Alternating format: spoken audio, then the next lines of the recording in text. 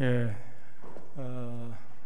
새해 들어서 우리는 사도신경을 통해서 은혜와 진리를 나누고 있는데, 오늘은 5번째 시간으로 하늘에 오르시어 전능하신 아버지 하나님 우편에 앉아 계시다가 거기로부터 살아있는 자와 죽은 자를 심판하러 오십니다.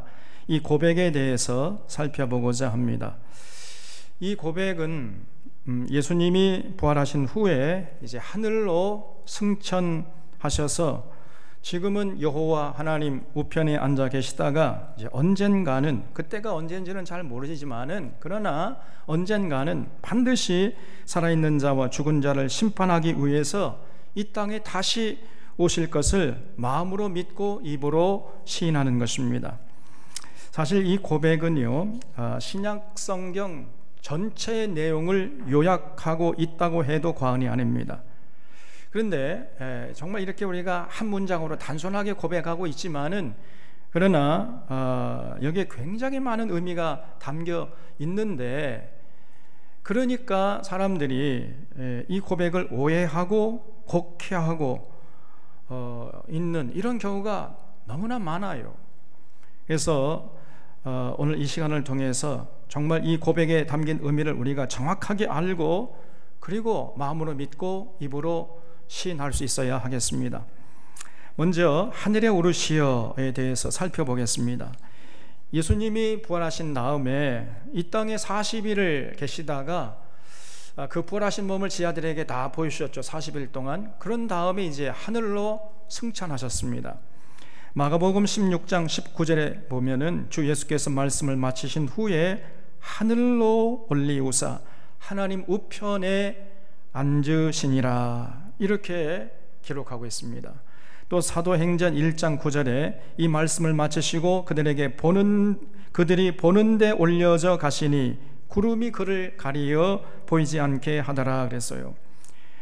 그래서 지금도 예루살렘에 가면은 예수님이 승천하셨던 그 감람산이라는 곳이 있는데, 그곳에 승천교회라고 이름하는 교회당이 지금도 서 있습니다. 그래서 우리는 예수님이 하늘로 올라가셨음을 이 성경을 의지해서 믿고 고백하는 것인데, 예수님이 하늘에 오르시어 할 때 그 하늘이 어떤 하늘인가 하는 것을 우리가 여기서 정확하게 인식을 하셔야 돼요. 예수님이 하늘에 오르시어 할 때 하늘은 지리적이고 공간적인 개념보다는 훨씬 넓은 개념을 갖고 있음을 잊지 말아야 됩니다. 여기서의 하늘은 우주의 저 머나먼 공간을 말하는 것이 아니고 이 피조 세계를 초월하는 하나님의 영역을 말하는 것이고, 하나님의 통치가 완전히 실현된 어떤 공간을 말하는 것입니다. 쉽게 말해서 우리가 고백하는 하늘은 스카이가 아니라 헤븐을 말하는 거예요. 그걸 잊지 마셔야 돼요. 여러분, 스카이와 헤븐은 다 같이 우리말로 번역하면 하늘로 번역할 수 있지만은, 그러나 그 뜻은 많이 다릅니다. 스카이는 지리적이고 물리적인 공간을 의미하고, 헤븐은 하나님의 통치 영역을 의미하는 것이죠. 그래서 스카이는요, 비행기를 타거나 우주선을 타고 갈 수 있는 저 우주의 머나먼 어떤 공간을 말하는 것이라고 할 수 있지만은, 그러나 헤븐은요, 절대로 비행기나 우주선으로 갈 수 있는 공간을 말하는 게 아니에요. 헤븐은요, 아무리 빠른 초음속 비행기를 탄다 할지라도 갈 수 있는 곳이 아닙니다. 이걸 잘 구별할 수 있어야 돼요. 영어에는 이런 단어들이 종종 있습니다. 하우스가 있는가 하면 홈이 있잖아요. 심장이 있는가 하면 마음이 있습니다. 그래서 하우스와 심장은 물리적인 개념이고, 홈과 마음이라는 것은 영적인 개념이죠. 그런 것처럼 예수님이 승천하신 하늘도 스카이보다는 헤븐의 개념이 강하다는 사실을 여러분 꼭 기억하셔야 돼요. 이렇게 예수님이 하늘로 올라가신 것은 굉장히 중요한 의미가 있습니다. 먼저 예수님의 승천은 예수님이 하나님께 받으신 그 인류 구원이라는 사명을 완벽하게 완수했음을 의미하고 있습니다. 예수님이 이 땅에 오신 사명을 완벽하게 완수했기 때문에 예수님께서 하늘로 승천하신 것이죠. 그리고 또 다른 의미는 예수님의 승천으로 이제 보혜사 성령, 진리의 성령님께서 오실 계기를 마련해 주셨다는 점이에요. 그래서 요한복음 16장 7절에 보면 예수님께서 이렇게 말씀하십니다. 그러나 내가 너희에게 실상을 말하노니 내가 떠나가는 것이 너희에게 유익하니라 그랬어요. 예수님이 제자들의 곁을 떠나가는 것이, 다시 말해 십자가에서 죽으시고 하나님께 올라가는 것이, 그것이 제자들에게 유익한 것이라는 거예요. 왜냐하면 내가 떠나가지 아니하면 보혜사가 너희에게로 오시지 아니할 것이요 내가 가면 그를 너희에게 보내리니 그랬어요. 그러니까 예수님께서 승천하심으로 성령님께서 오순절 다락방에 오셨던 것이고, 그리고 이제 그 성령 충만을 받은 제자들이 죽으면 죽으리라 목숨을 걸고 예수께서 그리스도가 되신다, 이 복음을 증거하기 시작해서 결국은 교회가 이 역사의 무대에 등장하게 되었던 것입니다. 그래서 우리 예수님이 하늘에 올라가셨다, 이 신앙 고백에는 중요한 의미를 담고 있어요. 두 번째로 전능하신 아버지 하나님 우편에 앉아 계시다가, 여기에 대해서 살펴보겠습니다. 우리 주님이 하늘로 승천하신 후에 그러면 현재 now and here, 지금 여기서 지금 예수님이 뭐 하고 계실까요? 그냥 판판히 놀고 먹고 마시고 계실까요? 예수님이 뭘 하고 계시는가 하면요, 전능하신 아버지 하나님 우편에 앉아 계신다는 거예요. 이걸 믿고 우리가 고백하는 겁니다. 여러분, 그러면 전능하신 아버지 하나님 우편에 앉아 계신다 하는 뜻이 과연 무엇이겠어요? 어떤 의미를 담고 있겠습니까? 아까 그 하늘이 스카이가 아니라 헤븐이라 그랬잖아요. 그렇기 때문에 예수님이 하늘에 오르사 전능하신 아버지 하나님 우편에 앉아 계신다는 이 고백도 예수님이 우리 손으로 달 수 없는 저 우주 먼 공간에 가셔서 우리와는 상관없이 홀로 고고하게 지낸다는 말이 아니고, 여호와 하나님과 함께 지금 예수님께서 온 세상을 통치하고 계신다는 이러한 고백, 이러한 뜻이 거기에 담겨 있는 것입니다, 여러분. 그래서 마태복음 28장 19절 이하에서 부활하신 예수님께서 제자들에게 나타나셔가지고 이렇게 말씀했어요. 그러므로 너희는 가서 모든 민족을 제자로 삼아 아버지와 아들과 성령의 이름으로 세례를 베풀고 내가 너희에게 분부한 모든 것을 가르쳐 지키게 하라. 볼지어다 내가 세상 끝날까지 항상 너희와 함께 있으리라. 이렇게 약속했습니다. 지금도 우리 예수님께서 우리와 항상 함께 하시는 줄로 믿으시기 바랍니다. 또 에베소서 1장 20절 이하에서 그의 능력이 그리스도 안에서 역사하사 죽은 자들 가운데서 다시 살리시고 하늘에서 자기의 오른편에 앉히사 그랬어요. 그러니까 여호와 하나님께서, 이 우주 만물을 창조하신 여호와 하나님께서 예수님을 죽은 자 가운데서 다시 살리시고 하나님 그 우편에 앉게 했다는 거예요. 그러면 그 하나님 우편에 앉게 하신 목적이 뭐냐는 겁니다. 그래서 모든 통치와 권세와 능력과 주권과 이 세상뿐 아니라 오는 세상에 일컫는 모든 이름 위에 뛰어나게 하시고 또 만물을 그 발 아래 복종케 하시고 그를 만물 위에 교회의 머리로 삼으셨느니라 그랬어요. 그러니까 우주 만물을 창조하신 여호와 하나님이 예수님을 죽은 자 가운데서 다시 살리시고 하나님 우편에 앉으신 것은 그 목적이 뭐냐면요, 그냥 판판히 놀고 먹으라는 것이 아니라 하늘과 땅의 모든 피조물들을 통치하기 위해서, 그 모든 하늘과 땅의 모든 피조물들을 복종케 하기 위해서 예수님을 하나님 우편에 앉혀졌다는 거예요. 그래서 우리가 예수님이 하늘에 오르사 전능하신 아버지 하나님 우편에 앉아 계시다가 이렇게 고백하는 것은 예수님이 하나님과 함께, 이 우주 만물을 창조하신 여호와 하나님과 함께 지금도 여기에서 우리를 통치하고 계심을 믿는다, 이런 고백이 그 안에 담겨 있다는 것을 잊지 마시기를 바랍니다. 여러분, 예수님께서 말씀하시기를 두세 사람이 내 이름으로 모인 곳에는 나도 그들과 함께 있느니라 이렇게 말씀했어요.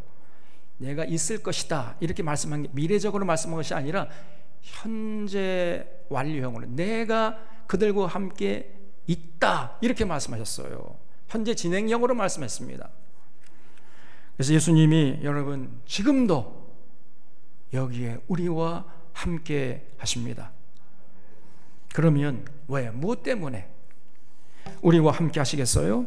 우리를 이렇게 감시하다가 잘못한 것이 있으면 내 이놈 벌 주려고 우리와 함께 하시겠습니까? 그것이 아니고 우리에게 어떻게 하면 복을 줄 것인가, 어떻게 하면 우리를 생명길로 인도하실 것인가, 이런 관심을 가지시고 어떻게든지 우리를 복된 길로 생명길로 인도하시기 위해서 지금 여기에 우리와 함께 하시는 것입니다. 그래서 예수님이 전능하신 하나님 아버지 우편에 앉으신 이 또 하나의 목적이 있는데, 그것은 예수님이 성도들을 위해서 중보자의 일을 감당하기 위함이에요.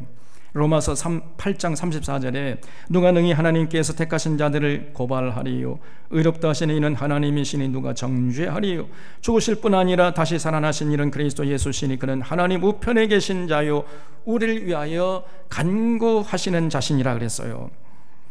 또 요한일서 2장 1절에 만일 누가 죄를 범하여도 아버지 앞에서 우리에게 대언자가 있으니 곧 의로우신 예수 그리스도시라 그랬습니다. 그러니까 예수님께서 하나님 우편에 앉아 계셔서 놀고 먹는 것이 아니고 믿는 자들을 위해서 끊임없이 하나님께 변호하시고 하나님 아버지 앞에 우리의 필요한 것을 간구하시기 위해서 그 하나님 보좌 우편에 앉아 계시다는 거예요. 그 중보자의 역할을 지금도 하고 계시다는 겁니다. 여러분, 우리가 이 땅에 사는 동안 하나님의 뜻대로 살기를 원하지만은 때로는 넘어지고 쓰러지고 그러잖아요. 주저앉고. 조금 전에 우리 장로님 기도하시는 것처럼 사실 우리가 하나님 뜻대로 살지 못한 경우가 얼마나 많이 있습니까? 그래서 우리가 부족하다 할지라도, 우리의 허물이 있다 할지라도 예수님께서 우리를 대신해서 하나님 아버지께 우리를 변호하신다는, 하나님 우편에 앉아 계시면서 예수님께서 하시는 일이 그 일을 지금 하고 계신다는 것입니다. 여러분, 칼빈은 기독교 강요 그리스도의 승천이 우리에게 주는 유익이라는 항목에서 그리스도의 승천이 우리에게 중요한 이유는 그리스도께서 하늘 성소에 들어가셔서 우리의 한결같으신 대언자요 간구자로서 아버지의 면전에 나타나기 때문이다, 이렇게 가르치고 있습니다. 예수님께서 하나님 우편에 앉아 계시면서 여호와 하나님 아버지께 우리의 부족함과 우리의 허물을 놓고 다 아버지 앞에 변호하시고 대언해 주시는 이런 역할을 하신다는 거예요. 마치 가정에는 이제 아버지가 계시고 어머니가 계시잖아요. 그래, 아버지가 이제 자녀를 이렇게 두고 보다가 이제 마음에 들지 않는 게 있으면 이제 어느 날 때를 잡아가지고 네 이놈 회초를 들고 때리려고 하잖아요. 그는 자녀를 사랑하기 때문에 아닙니까, 여러분? 그러면 이제 엄마가 옆에서 그냥 안달복달, 아이고 저러다 내 새끼 죽겠다 저거. 어머니가 옆에서 여보 그만해요, 이제 그만하면 됐어요, 얘가 정신 차렸다고 그러잖아요. 그 자기 자녀를 위해서 변호하잖아요. 그 어머니의 역할을 하기 위해서 지금 예수님이 하나님 우편에 앉아 계시고 있다는 거예요. 여러분, 우리가 이것을 마음으로 믿고 입으로 시인하는 것입니다. 이제 세 번째로 거기로부터 살아있는 자와 죽은 자를 심판하러 오십니다. 이 고백에 대해서 살펴보겠습니다. 우리 주님이 하늘로 승천하시고 전능하신 아버지 하나님 우편에 앉아 계신다는 고백은 반드시 어쩔 수 없이 필연적으로 우리에게 주님의 재림에 대한 소망을 불러일으켜 줘요. 예수님이 공생애 동안에 그 다시 오신다는 약속을 종종 하셨습니다. 예수님이 십자가에서 이제 못 박혀 죽게 될 것임을 예고하니까 제자들이 많이 걱정하고 근심했잖아요. 그런 제자들을 보시면서 예수님께서 너희는 마음에 근심하지 말라, 이렇게 위로했습니다. 내가 십자가에 죽는 것은 너희의 거처를 예비하기 위함이라는 거예요. 내가 이 십자가에서 죽고 하나님께 가는 것은 오히려 너희의 거처를 예비하기 위해서 가는 것이다, 이렇게 말씀했습니다. 그리고 내가 너희의 거처를 다 예비하면 내가 다시 올 것이다, 이렇게 약속했습니다. 너희를 내게로 영접하여 나 있는 곳에 너희도 있게 할 것이다, 이렇게 약속했습니다. 여러분, 그러므로 근심하지 말고 두려워하지 말라는 거예요. 참 놀라운 약속 아닙니까, 여러분? 또 사도행전 1장 11절에서는 우리 주님이 하늘로 승천하시는 것을 보고 있는 제자들에게 천사가 나타나셔가지고 말씀하시기를, 이 갈릴리 사람들아, 어찌해서 서서 하늘을 쳐다보느냐? 너희 가운데에서 하늘로 올리우신 이 예수는 하늘로 가심을 본 그대로 오시리라, 이렇게 말씀했습니다. 예수님이 하나님 우편에 앉아 계시다가 거기로부터 언젠가 떼게 되면 반드시 다시 오실 것이라는 거예요. 그래서 우리가 이 성경의 가르침을 마음으로 믿고 입으로 신하는 것입니다. 그래서 여러분, 이 재림신앙이 중요해요. 우리는 반드시 이 재림신앙 위에 든든히 서 있어야 됩니다. 여러분, 우리 주님이 다시 오십니다. 우리 주님이 다시 오신다는 것을 믿는 자들과 믿지 않는 자들과는 하늘과 땅만큼 그 삶이 차이가 나는 거예요. 주님이 다시 오신다는 것을 믿는 자들은요, 절대로 대충 얼렁뚱땅 살 수 없습니다.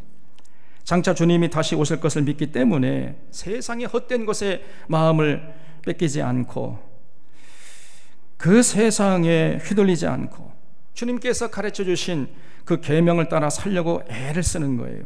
그래야 우리가 이제 주님 다시 오실 때, 주님 다시 만날 때, 주님, 제가 주님의 가르쳐 주신 그 계명대로 최선을 다해 살았습니다, 이렇게 자랑스럽게 나아갈 수 있을 거 아닙니까? 그래서 그때를 바라보면서 여기서 최선을 다해서 주님의 뜻을 따라 살려고 애를 쓰는 자가 되는 거예요. 이 재림신앙이 이렇게 중요한 역할을 하는 것입니다.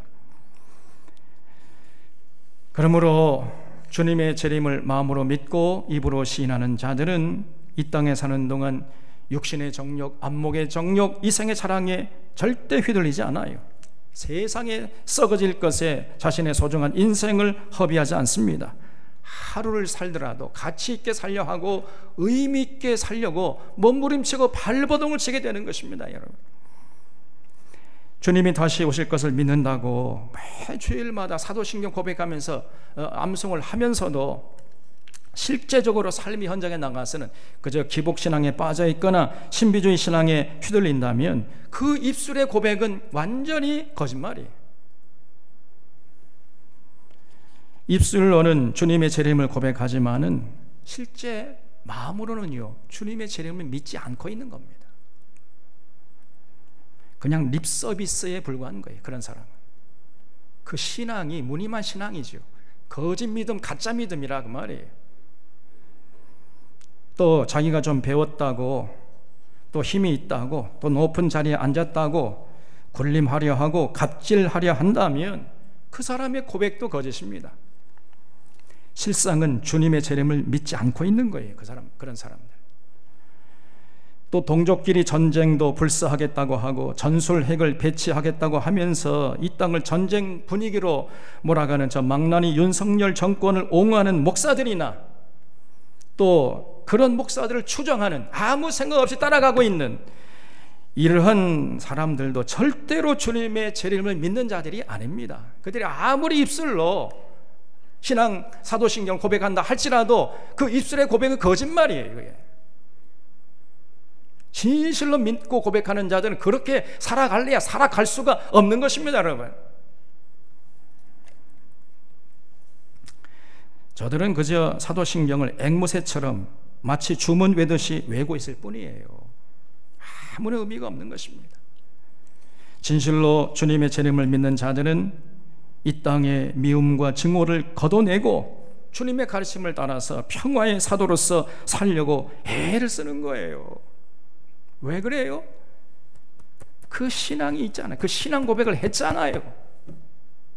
주님이 반드시 이 땅에 다시 오실 것입니다.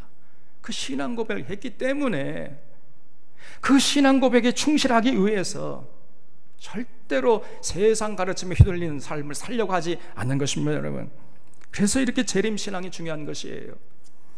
올바른 재림신앙은 우리의 신앙과 삶에 굉장히 중요한 영향력을 행사하는 것입니다. 재림신앙은 반드시 예수님 사랑하고 서로 사랑하면서 살라는 예수님의 계명에 기쁨으로 순종하면서 살게 만들어줘요. 그리고 이 팍스 로마나의 질서에 따라 사는 것이 아니라 예수님께서 가르쳐주신 이 하나님 나라의 질서에 따라서 살려고 애를 씁니다. 그렇기 때문에 서로 섬기고 위로하고 격려하고 세워주려고 하는 이런 삶을 살아가는 거예요. 그런 삶을 미워하고 핍박하는 사람이 있다 할지라도 의연하게 그 십자가의 길을 당당하게 걸어가는 것입니다, 여러분. 그래서 우리는 예배 때마다 거기로부터 살아있는 자와 죽은 자를 심판하러 오십니다. 이렇게 마음으로 믿고 입으로 시인할 때마다 이런 참된 신앙인의 삶과 모습을 다시 한번 마음에 새겨야 하는 것이에요. 사랑하는 우리 샤론의 교우 여러분, 우리 주님이 다시 오실 것입니다. 하늘로 가심을 본 그대로 다시 오십니다. 그런데 다시 오실 때에는 더 이상 구세주가 아니라 심판주로 오세요. 우리 주님이 그리스도가 되신다. 그의 통치를 받아라. 주님 사랑하고 주님 계명을 따라 서로 사랑하면서 살아라. 너 혼자만 잘 먹고 잘 살려고 하지 말아라. 더불어 사는 세상을 위해서 헌신해라. 이렇게 아무리 외쳐도 들은 채 하지 않는 이 불신자들, 믿기는 미뤄도 엉터리로 믿는 이 기복신앙에 빠져있는 자들, 신비주의의 신앙에 빠져있는 자들, 극우 이념에 빠진 자들, 이런 죽쟁이와 가라지들 심판하기 위해서 우리 주님이 반드시 다시 오십니다, 여러분. 그래서 진실로 신앙이 살아있는 자와 그저 무늬만 신앙이 죽은 자를 심판하러 다시 오신다는 겁니다. 다시. 근데 여기서 또 하나 기억해야 할 것이 있어요. 그것은 우리 주님이 다시 오실 때에는 공개적으로 오신다는 사실입니다. 마태복음 24장 27절을 보면 예수님께서 말씀하시기를 주님이 다시 오실 때에는 마치 번개가 동편에서 나서 서편까지 번쩍임같이 인자의 임함도 그러하리라, 이렇게 말씀하고 있습니다. 다시 말하면 모든 사람이 알 수 있도록 공개적으로 오신다는 거예요. 우리 주님이 제일 처음에 구원자로 오셨을 때, 이 초림주 구원주로 오셨을 때는요, 은밀하게 오셨어요. 알만한 사람은 알게, 모를 만한 사람은 모르게, 이렇게 은밀하게 오셨지만은 다시 오실 때, 이제 심판주로 오실 때는요, 모든 사람들이, 믿는 자나 믿지 않는 자나 모든 사람들이 지금 주님이 오시는구나, 이렇게 알 수 있도록 공개적으로 오신다는 거예요. 그래서 나는 알지 못하고 있는데 누가 와서 우리 주님이 재림하셨대, 재림하셨어, 저 사람이 주님 재림주래, 그러면 그 사람은 100% 어떤 사람이에요? 가짜죠. 100% 가짜입니다. 진짜 예수님이 재림하셨다면은 나도 알고 너도 알고 그도 알고 그것들 모두가 알아야 돼. 근데 나는 모르고 있는데 어떤 사람이 재림주가 오셨다면 저 사람이 재림주를 한다면은 그런 120% 200% 가짜입니다. 오늘날 대한민국에는 자칭 재림주라고 하는 이 거짓된 자들이 도처에 깔려 있어요. 이런 자들이 자칭 재림주로 자처하면서 거들먹거리면서 수많은 사람들을, 그 영혼들을 죽음의 늪으로 끌고 가고 있는 것입니다, 여러분. 이것이 오늘날 한국교회예요. 그래서 그런 거짓된 자들에게 절대로 휘둘려서는 안 됩니다. 그러면 우리 주님이 언제 다시 오시겠어요? 기독교 2000년 역사 동안에 이것이 많은 사람들의 초미의 관심사였습니다. 우리 주님이 언제 재림하시는가? 수많은 사람들이 여기에 관심을 가졌습니다. 그러나 안타깝게도 그때와 그 시기는 아무도 알 수 없다고 예수님이 가르쳐 주셨어요. 예수님 말씀하시기를 때와 시기는 아버지께서 자기의 권한에 두셨으니 너희의 알 바가 아니다. 그런데 관심 갖지 말라는 거예요. 그래서 주님이 언제 재림하실 것인가 하는 것은 아무도 알 수 없다, 이렇게 분명히 가르쳐 줬습니다. 그래서 여러분 확실히 알고 있어야 돼요. 이것이 희미하기 때문에 자꾸만 이단들이 출현하고 거기에 휘둘리는 사람들이 생기는 것입니다. 주님께서 몇 년 몇 월 몇 시에 오신다 이렇게 주장하는 이 시한부 종말론자들은요, 전부 거짓된 자들입니다. 아무리 하늘에서 온 천사라 할지라도 그렇게 기한을 못 박는 자들이 있다면 그 사람은 거짓된 자들이에요. 절대로 거기에 귀를 기울이거나 그 사람들 말에 휘둘려서는 안 됩니다. 그래서 그때와 시기는 알 수 없지만은 그러나 어렴풋하게 우리 주님이 재림할 때가 이제 거의 다 됐구나 이렇게 알 수 있도록 시대의 징조는 알려주셨어요. 주님이 다시 오시기 전에 반드시 어떤 일이 일어난 다음에 그 다음에 주님이 재림하신다는 겁니다. 그 시대의 징조를 알려주셨는데 오늘 우리가 봉독한 데살로니가 후서 2장이 바로 거기에 대한 가르침이에요. 그 데살로니가 후서 2장 1절을 보겠습니다. 형제들아, 우리가 너희에게 구하는 것은 우리 주 예수 그리스도의 강림하심과 우리가 그 앞에 모임에 관하여 영으로나 또는 말로나 또는 우리에게서 받았다 하는 편지로나 주의 날이 이르렀다고 해서 쉽게 마음이 흔들리거나 두려워하거나 하지 말아야 한다는 것이라 그랬어요. 그러니까 어떤 자들이 와서 주님 오셨다 이렇게 말을 해도 쉽게 흔들리지 말라는 거예요. 성령 받았다, 저 사람 정말 분명히 성령 받은 사람이야, 그런 사람이 와서 주님 오셨다 해도 결코 거기에 속아 넘어가지 말라는 것입니다. 그러면서 바울은 우리 주님이 재림하시기 전에 먼저 일어나야 할 일들이 있음을 그 데살로니가 후서 2장에서 아주 자세하게 말씀하고 있어요. 3절에 보면 누가 어떻게 해도 너희가 미혹되지 말아라. 먼저 배교하는 일이 있고 저 불법의 사람 곧 멸망의 아들이 나타나기 전에는 그 날이 이르지 아니하리니. 그 날이 어떤 날이에요? 주님 재림하는 날이죠. 그 주님 재림하는 날이 이르기 전에 저 불법의 사람 멸망의 아들이 나타난다는 거예요, 여러분. 그 후에 우리 주님이 재림하신다는 것입니다. 그는 대적하는 자나 신이라고 불리는 모든 것과 숭배함을 받는 것에 대항하여 그 위에 자기를 높이고 하나님의 성전에 앉아 자기를 하나님이라고 내세우느니라 그랬죠. 그래서 여러분, 주님이 오시기 전에 먼저 반드시 배교하는 일들이 있다는 거예요. 그리고 성전에 앉아서 자칭 하나님이라고 하면서 거들먹거리는 이 불법의 사람 멸망의 아들이 나타난다는 것입니다. 그래서 우리가 이런 자를 소위 적그리스도라고 부르잖아요. 적그리스도. 그래서 이 적그리스도가 등장하기 전에는 우리 주님이 재림하지 않는다는 거예요. 그래서 9절에 악한 자의 나타남은 사탄의 활동을 따라 모든 능력과 표적과 거짓 기적과 불의의 모든 속임으로 멸망하는 자들에게 있으리니 이는 그들이 진리의 사랑을 받지 아니하여 구원함을 받지 못함이라 그랬죠. 그러니까 저 불법의 사람 멸망의 아들 적그리스도가 사람들 앞에서요 굉장한 능력, 이적과 표적을 행한다는 겁니다. 모든 능력과 모든 표적과 모든 거짓 이적과 불의를 행한다는 거예요. 그러니까 사람들이 환호한 거지요. 요즘도요 성령 집회한다는 곳에 가보면요 정말 말로 형용하기 어려운 이상한 짓들을 하고 있어요. 아말감 이빨이 금 이빨로 변한다고 하고 하늘에서 금가루가 막 떨어진대요. 그러니까 사람들이 그 금가루 주우러 가잖아요. 죽을 줄도 모르고 불나방처럼 벌떼처럼 그냥 모여드는 겁니다. 여러분, 금가루가 떨어진답니다. 관심 없어요?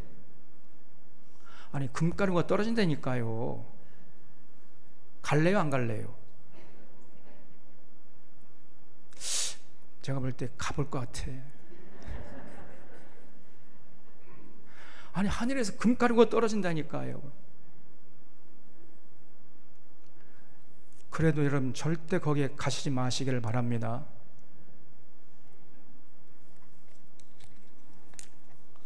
그런 대단한 이적과 능력을 행한다고 하니까 사람들이 거기에 환호하면서 몰려들고 있단 말이에요. 죽을 줄도 모르고 콜라병처럼.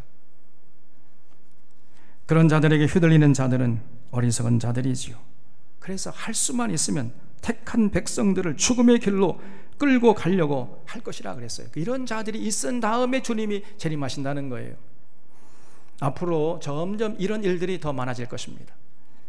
우리 주님의 재림이 가까울수록 성령의 역사가 폭발적으로 일어난 것이 아니라 악령의 역사가 폭발적으로 일어나게 될 거예요.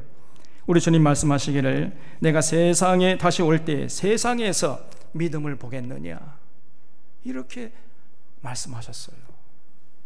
또 바울은 디모데후서 3장 1절 이하에서 말씀하기를 너는 이것을 알라 말세에 고통하는 때가 이르러 사람들이 자기를 사랑하며 돈을 사랑하며 자랑하며 교만하며 비방하며 부모를 거역하며 감사하지 아니하며 거룩하지 아니하며 무정하며 원통함을 풀지 아니하며 모함하며 절제하지 못하며 사나우며 선한 것을 좋아하지 아니하며 배신하며 조급하며 자만하며 쾌락을 사랑하기를 하나님 사랑한 것보다 더하며 경건의 모양은 있으나 경건의 능력은 부인하니 이 같은 자들에게서 내가 돌아서라 그랬어요. 여러분, 말세가 되면 주님이 다시 오실 때가 가까이 되면 될수록 이런 일들이 벌어진다는 거예요. 점점 앞으로 세상이 더 사랑이 식어지고 삭막해질 것이라 그 말이에요. 사람들마다 그저 자기만 사랑해. 자기. 남들은 죽든지 말든지 굶어 죽든지 나라가 많은지 말든지 관심 없습니다. 그저 자기만 잘 먹고 잘 살면 그 만사 오케이고, 이런 사람들로 가득 찰 것이라는 거예요. 그리고 돈을 사랑하고 돈 때문에 양심 팔아먹고 의리 팔아먹고 우정 팔아먹고 신앙도 팔아먹고 나라까지 팔아먹을 이런 대세예요. 이런 자들로 가득 차게 될 것이다. 또 자랑하며 교만하며 비방하며 부모를 거역하며 감사하지 않고 거룩하지 않고 무정하고 원통함을 풀지 않고, 한번 관계가 끊어지면 영원히 미워하고 증오하면서 살아간다는 거예요. 무정하고 원통함을 풀지 않아요. 그 모함하고 절제하지 않고 사납고 선한 것을 좋아하지 않고 배신하고 조급하고 자만하고 쾌락사랑을 하나님 사랑하는 것보다 더하고 경건의 모양은 있지만 경건의 능력을 부인하는 이런 자들로 천지가 가득하게 될 것이다. 이렇게 성경이 예언하고 있어요. 그래서 이 성경이 제시하신 미래는 상당히 좀 부정적이에요. 우리 주님의 재림이 가까울수록 성령 충만한 것이 아니라 악령 충만한 세상이 될 것이다. 이게 성경이 가르치는 진리예요. 그런데 오늘날 한국교회 일각에서는 주님 다시 오시기 전에 성령이 폭발적으로 역사해서 교회가 부흥하고 구원받는 자들이 넘쳐나게 된다, 이렇게 가르쳐요. 전혀 성경적인 가르침이 아닙니다. 그것이 사탄의 달콤한 속삭임이에요. 여기에 휘두른 사람들이 많아요. 정말 기가 막혀. 전혀 성경을 모르기 때문에. 아닙니다, 여러분.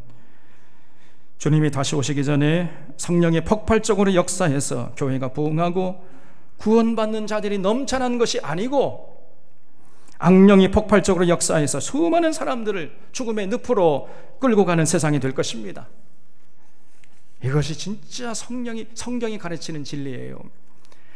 그러니까 우리 주님이 다시 오시는 것입니다.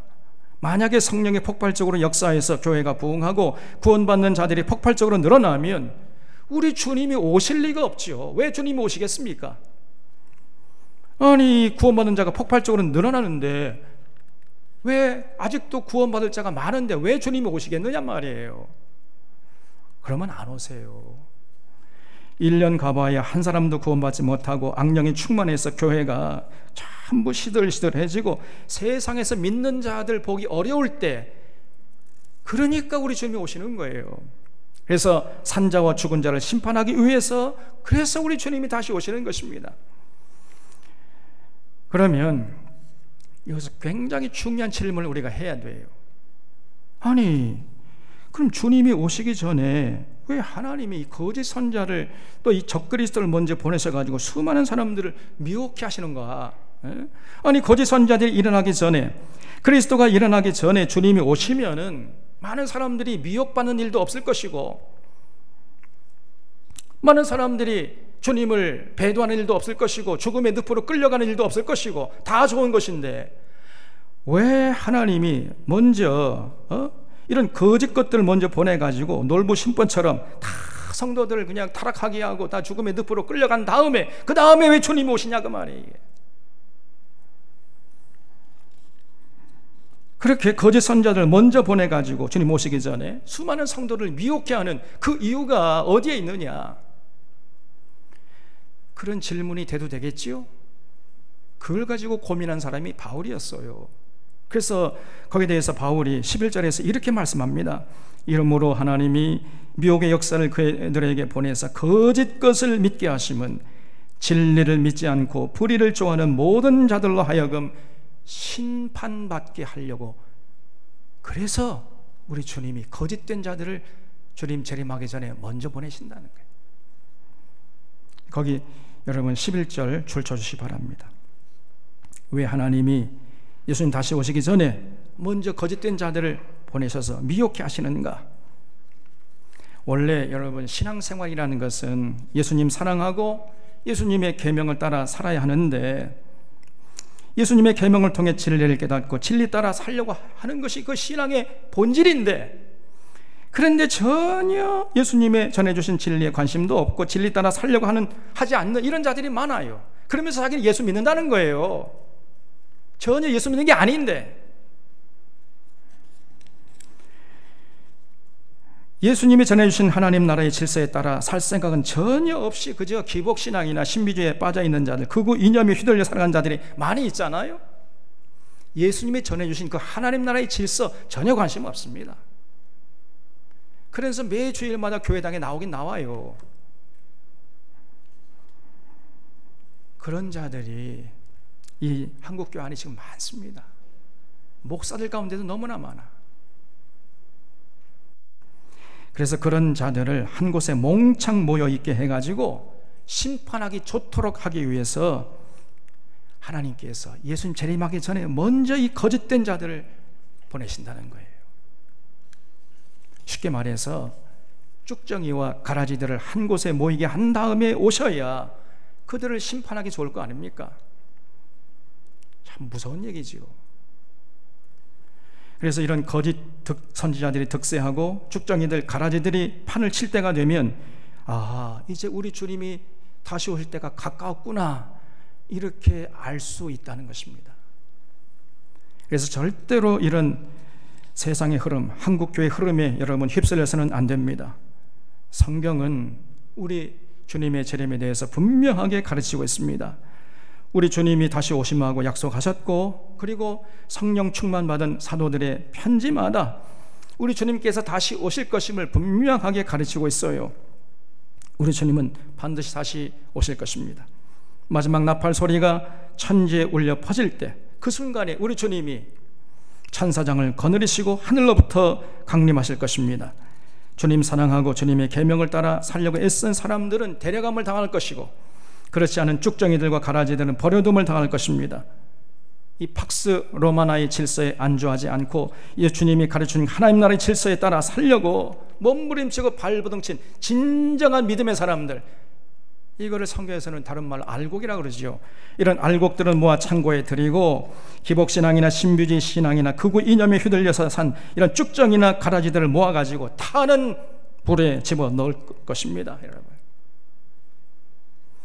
오늘날 우리 주변을 돌아보면 한편에서는 이 기복신앙이 기승을 부리고 있어요. 다른 한편에서는 성령 집회한다고 하면서 신비주의 신앙으로 몰아가는 이 분위기가 기승을 부리고 있습니다. 거기에 덧붙여서 오늘날 또 극우 태극기 부대로 일컬어지는 극우 이념을 자극하고 거기에 휘둘리는 자들이 지금 넘쳐나고 있어요. 전혀 예수님의 가르침에는 상관없이 살면서 성경의 진리를 외면하도록 속삭이는 이런 거짓된 자들이 넘쳐나고 있습니다. 여러분, 여기에 휘둘리는 자들은 주님 다시 오실 때 가라지와 쭉정이로 구분되어서 타는 지옥불에 던져지게 될 것입니다. 우리 사랑하는 사론의 교우들은 하늘에 오르시어 전능하신 아버지 하나님 우편에 앉아 계시다가 거기로부터 산자와 죽은 자를 심판하러 오십니다. 이렇게 고백할 때마다 예수님 사랑하고 예수님 가르쳐주신 계명을 따라서 진리를 깨닫고 진리로 무장해서 진리 따라 살아가는데 거기에 최선을 다해야 하리라, 이렇게 새롭게 다짐하는, 그리고 진실로 삶의 현장에서 실천하는 참된 믿음의 사람들 다 되어주시기를 주님의 이름으로 부탁드립니다. 기도하겠습니다. 참 고마우신